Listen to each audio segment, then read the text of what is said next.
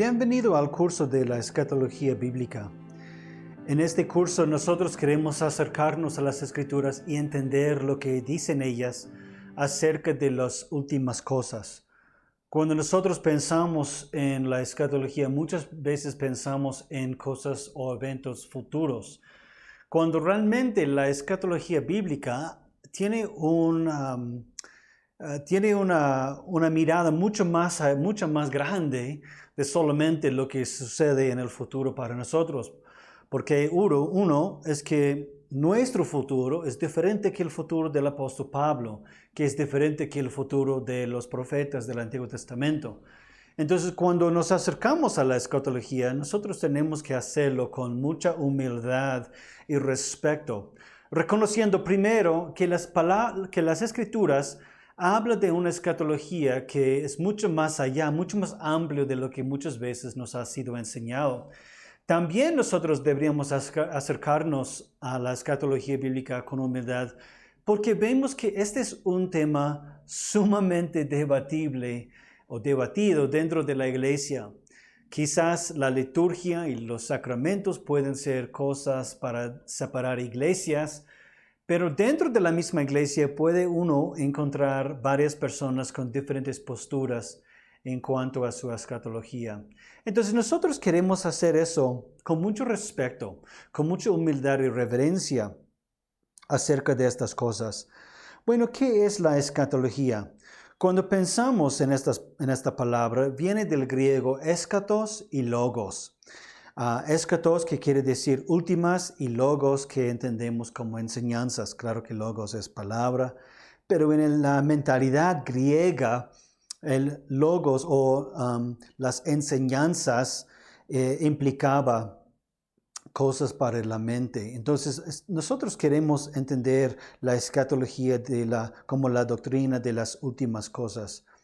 Y cuando pensamos en eso, nosotros tenemos que comenzar desde el comienzo de las Escrituras. Si pensamos, por ejemplo, en la doctrina de soteriología o nuestra salvación, nosotros no solamente estudiamos lo que significa la soteriología para nosotros. Nosotros estudiamos lo que la Biblia dice, desde Génesis hasta Apocalipsis, acerca de la soteriología. Nosotros queremos hacer lo mismo con la escatología, entender qué interpreta y entiende la Biblia acerca de esta idea de las últimas cosas. Algo que toda generación ha tenido y con que ha luchado es que toda generación piensa que es su generación que le va a tocar la segunda venida de Jesús. Y eso es bueno realmente. Jesús nos enseñó a siempre estar listos y preparados para ese día. Sin embargo, a veces eso fuerza a una interpretación de las Escrituras para que sea en nuestro día. Lo que ustedes van a ver en este curso es que lo que yo les voy a enseñar no coincide, no está de acuerdo con el movimiento cotidiano y corriente de la iglesia hoy. Vemos en los últimos 2 siglos que por un movimiento de crítica hacia la iglesia, hacia las Escrituras específicamente, hemos visto que la iglesia ha respondido con nuevas doctrinas o creencias acerca de la escatología, y no todas ellas son muy buenas y saludables.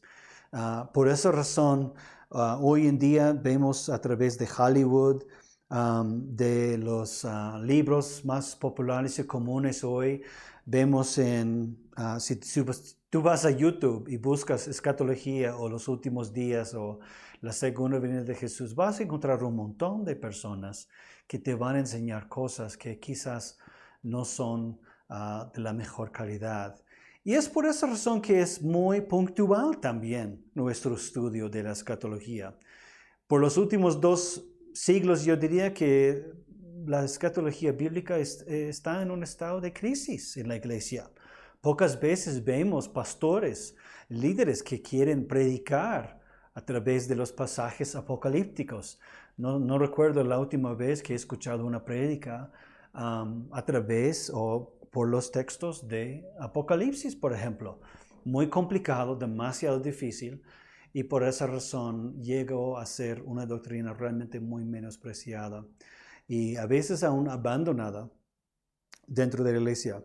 Sin embargo, cuando nosotros entendemos lo que dice la Biblia acerca de las últimas cosas, no solamente habla de nuestro futuro, sino habla de nuestra realidad ahora. Y eso es lo que quiero transmitir en este curso, que el estudio de la escatología no se trata de solamente entender algunas señales y tratar de predecir la segunda venida. Realmente no tiene nada que ver con eso, sino se trata de vivir la vida cristiana ahora.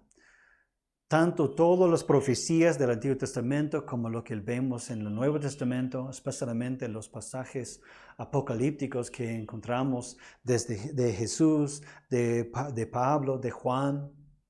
Estos pasajes tienen un mensaje riquísimo para el pueblo de Dios. Y ese mensaje muchas veces es obviado buscando una predicción de algo. Y eso no es muy saludable. Pero también significa que ustedes van a ver que la postura que yo tengo como profesor es el informe minoritario, que quiere decir que la mayoría de la iglesia no está de acuerdo conmigo. Por tanto movimiento en los últimos 2 siglos, por las guerras mundiales que hemos tenido, que quizás otra vez en que estamos, realmente la iglesia ha querido responder a estos eventos catastróficos en el mundo dentro de los términos y contexto de la parucía de la segunda venida de Jesús. Y como dije, es bueno estar siempre esperando y queriendo la segunda venida de Jesús. Es otra cosa demandar y forzar una interpretación de las cosas de la vida cotidiana. Podemos ver, por ejemplo, en los últimos siglos que había muchos hombres críticos que llegaron a hablar de la Biblia y de la escatología. Y uno de sus problemas con la Biblia siempre ha sido las mismas palabras de Jesús. El primero ahí, Bertrand Russell, fue un no creyente, nunca llegó a ser creyente y escribió incluso un libro que se llama ¿Por qué no soy cristiano? Y él luchó con esta idea de que Jesús que aparece en la Biblia y el Jesús que conocemos históricamente a través de la arqueología y todo eso, no es la misma persona. Simplemente vemos 2 Jesuses. Vemos un Jesús que sana a la gente, hace milagros, murió, resucitó, pero eso no puede ser el Jesús histórico. Entonces, él luchó específicamente con los pasajes apocalípticos de Jesús. Cuando Jesús habló de la llegada del reino, pero no llegó, Bertrand Russell tomó ese punto como su defensa, su evidencia para mostrar que el Jesús bíblico no es el Jesús histórico. Alberto Schweitzer sí fue creyente, fue un gran teólogo, también fue un misionero. Y en sus estudios, él luchaba bastante con esta idea de que Jesús en cada momento parece estar ansiando la llegada del reino de los cielos, pero no llega. Schweitzer llegó a criticar muy fuertemente la Biblia y a la iglesia. Entonces, a pesar de que siguió siendo creyente, bueno, no sabemos, ¿no? Pero él realmente llegó a criticar la misma credibilidad de Jesús. Para él no pudo aceptar la idea de que Jesús, como en Mateo 4 dijo, arrepiéntense porque ya se ha acercado el reino. Pero luego tenemos otras profecías hablando del reino y la llegada del reino en el futuro. Entonces, para Schweitzer, para Russell, para muchos otros, y quizás aún para nosotros, había esa duda. ¿Cómo podemos entender las palabras de Jesús y creer que son confiables? ¿Cómo podemos confiar en las enseñanzas de Jesús cuando es el mismo Jesús que crea la confusión? O quizás, es lo que Schweitzer propuso, quizás Jesús estuvo confundido, quizás Jesús estuvo equivocado. Y estos hombres, con otros más, dieron a nacer un movimiento desde el siglo XIX, o fines del siglo XIX, que comenzó por todo el siglo XX, que se llamaba la búsqueda del Jesús histórico.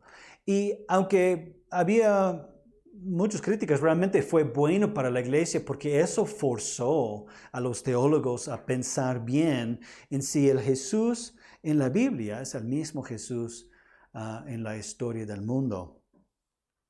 Ellos apelaron a la evidencia y la evidencia es enorme. Es importante para nosotros porque esta evidencia se trata de todos los pasajes apocalípticos de Jesús. Por ejemplo, cuando Jesús dice en Mateo 24:34, de cierto les digo que todo esto sucederá antes de que pase esta generación. ¿Qué quiso decir Jesús con estas palabras? Y cuando lleguemos al sermón o al discurso de los olivos, vamos a hablar de qué significa y cuáles son las diferentes posturas de esta idea. También en Mateo 10:23, Jesús dijo, de cierto les digo que no terminarán de recorrer todas las ciudades de Israel antes de que venga el Hijo del Hombre. Entonces, otra vez, Schweitzer, Russell, quizás nosotros, escuchamos a Jesús hablar de la venida del reino, pero no llega. O nuestra interpretación del milenio o del apocalipsis, estamos esperando la llegada del reino todavía. Pero ¿cómo es que Jesús puede hablar en términos del mismo momento? Jesús no está diciendo que no terminarán de recorrer todas las ciudades cuando mandó a los 70 discípulos a predicar. Estuve diciendo que ustedes no terminarán. Ahora, son problemas.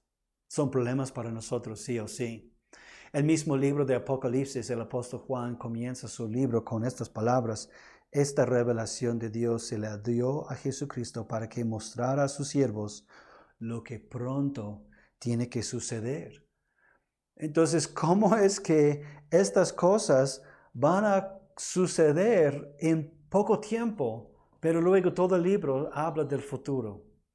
Bueno, cuando lleguemos al libro de Apocalipsis, vamos a estudiar esa parte porque es bien importante. Entonces, a veces nosotros, y eso es el peligro, la tentación siempre en la escatología, a veces nosotros encontramos un texto que nos gusta, quizás en Apocalipsis o quizás en Daniel, y luego formamos una interpretación y una idea, una estructura alrededor de esa interpretación.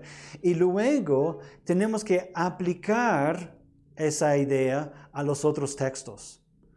Cuando lo que yo quiero hacer en este curso y lo que nosotros queremos hacer en este tiempo es comenzar con la base, primero con el Antiguo Testamento. Tenemos que entender qué entiende el Antiguo Testamento por las últimas cosas. Cuando las profecías de Isaías, Ezequiel, Jeremías, Daniel, cuando ellos hablaron de los últimos días, Joel, ¿ellos hablaron de nuestros últimos días?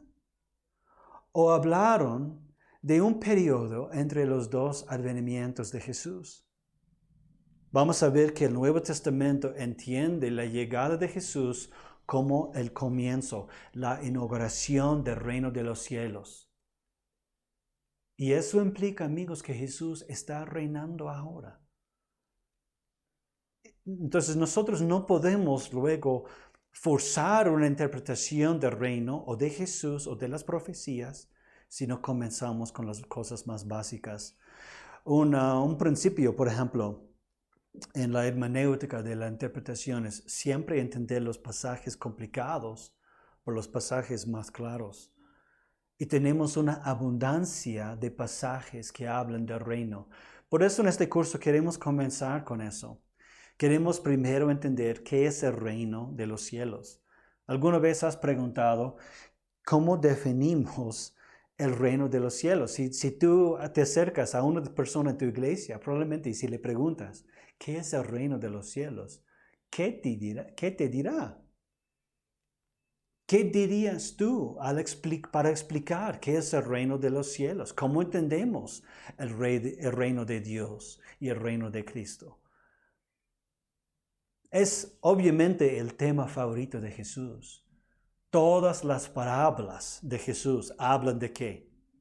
Jesús no da parábolas para simplemente animarnos con analogías y todo eso. Todas las parábolas son parábolas del reino. Por eso Jesús comienza la mayoría de ellos. El reino de los cielos es como Jesús vino a explicar el reino. Sin embargo, es una de las cosas más misteriosas que hay en la iglesia de hoy. Nosotros no sabemos qué es el reino. O fácilmente pensamos, bueno, el reino de los cielos es el mismo que la iglesia. Pero no lo es. La iglesia es como una embajada, es una expresión del reino, pero no es la misma esencia del reino. Porque habrá un momento que ya no va a haber iglesia, pero sí va a seguir el reino. Sí va a seguir.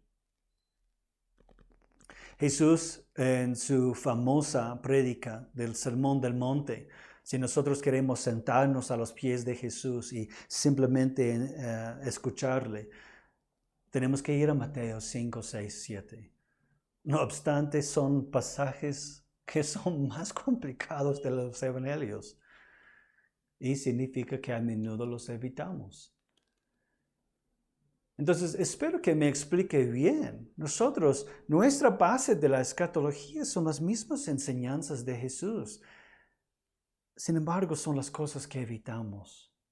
Y si no entendemos a Jesús en el significado del reino de los cielos, si no entendemos a Jesús como el Hijo del Hombre, si no entendemos a Jesús en el Sermón del Monte o el discurso de los olivos, jamás vamos a poder entender primero, segundo Tesalonicenses, primero de Corintios 15, jamás vamos a poder entender al apóstol Juan. En segundo, tercero de Juan o Apocalipsis, jamás vamos a poder entender el libro de Hebreos. Nosotros tenemos que ver que los demás autores del Nuevo Testamento encontraron su escatología ¿dónde? En las enseñanzas de Jesús, que fueron un complemento de las profecías del Antiguo Testamento. Entonces no podemos comenzar con nuestra postura del milenio de Apocalipsis 20 y luego ir atrás forzando esa postura. Nosotros primero tenemos que definir qué es el reino. ¿Y qué es? Podemos decir que el reino de Dios es la realización de la voluntad de Dios y el disfrute de las bendiciones que acompañan a esto. Cuando nosotros pensamos en la comunidad del pacto y las promesas que Dios hizo para nosotros, cuando comparamos nuestra escatología con la soteriología, nuestra doctrina de salvación, no solamente pensamos en cosas ahora, sino pensamos desde antes de la creación. Es lo mismo. Dios antes de la fundación de la tierra decidió entre la Trinidad de salvar a sus escogidos y salvarlos para que sean ellos partícipes o ciudadanos de otro reino. Es interesante que Pablo en Efesios 1:3, él dice, bendito sea el Dios y Padre de nuestro Señor Jesucristo, que en Cristo nos ha bendecido con toda bendición espiritual en los lugares celestiales. Una pregunta, ¿cuántos de ustedes desde su casa, desde donde están mirando este video, están en un lugar celestial? Si hay personas en el cielo que están mirando a mi video, qué chévere, pero no lo creo. Creo. Todos nosotros estamos aquí en la tierra, entonces, ¿cómo es que Dios, o en Cristo, nos ha bendecido? Es en el pasado perfecto. Nos ha bendecido con toda bendición espiritual en los lugares celestiales. Es una realidad ya. No tenemos que esperar hasta el cielo para ganar el cielo. No tenemos que esperar a la muerte para ganar la salvación en Dios. Ahora esas son cosas que quizás ya sabemos, pero realmente se basa en qué. ¿Por qué podemos confiar en esa promesa? Porque Dios ha definido, nos ha revelado cómo van a ser las últimas cosas, los últimos días. A veces pensamos que la escatología es una doctrina. Tenemos las grandes, ¿no? Tenemos teología propia, doctrina de Dios, tenemos antropología, tenemos soteriología, tenemos eclesiología. Y luego por ahí está escatología. Tenemos que ver que todo el plan revelado de Dios, todo el plan de redención es escatológico.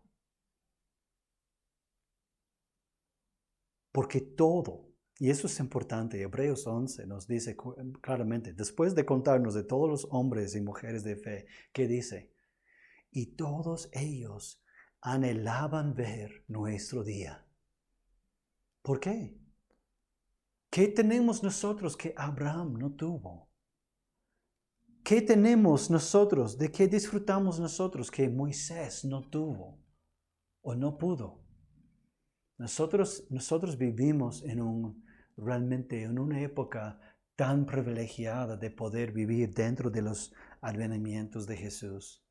Y por eso, amigos, la escatología es sumamente importante. No tenemos que solamente pensar en nuestra interpretación de Apocalipsis 20 o la bestia de capítulo 13. No, todas esas cosas vendrán después. Pero primero nosotros queremos volver a los principios básicos de la fe, de la escatología que comienza el Antiguo Testamento, y vamos a construir nuestra escatología poco a poco. Nosotros vamos a buscar entender las palabras del mismo Señor Jesús. Porque, amigos, es cuando nosotros vemos a nosotros mismos dentro de la gran historia de redención que podemos cobrar mucho ánimo y mucha paz en estas palabras de Jesús. Cuando Jesús dijo en Mateo 28, él dijo, vayan y hagan discípulos de todas las naciones. Pero ¿cómo terminó esa promesa, ese mandato? Yo estaré con ustedes hasta el fin del mundo. ¿Cómo podemos vivir en esa esperanza si no entendemos las mismas palabras de Jesús? Entonces, amigos, les animo. Este curso va a ser muy importante para nosotros simplemente como creyentes primero. Queremos que la escatología sea realmente una influencia en nuestra manera de vivir, porque no vivimos para el hoy. Especialmente ahora que estamos saliendo de una pandemia, hay mucha gente que su enfoque está en el ahora. Están enfocándose en trabajo, en las cosas de la familia, de construcción, de hacer planes de vida. Y todas esas cosas son importantes. Pero a veces nos distraen. Nos distraen y nos sacan la mirada de Jesús. Y no podemos fijar realmente nuestra mirada en el cielo y pensar, quiero vivir para eso. Quiero invertir, como Jesús dijo, no buscar tesoros aquí en la tierra.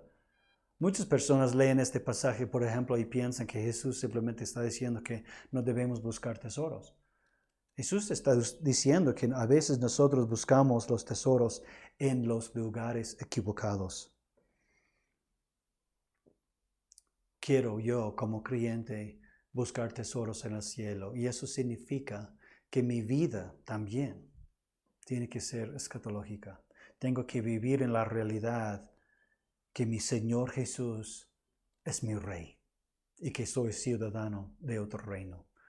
Que el Señor los bendiga. Nos vemos en las próximas lecciones.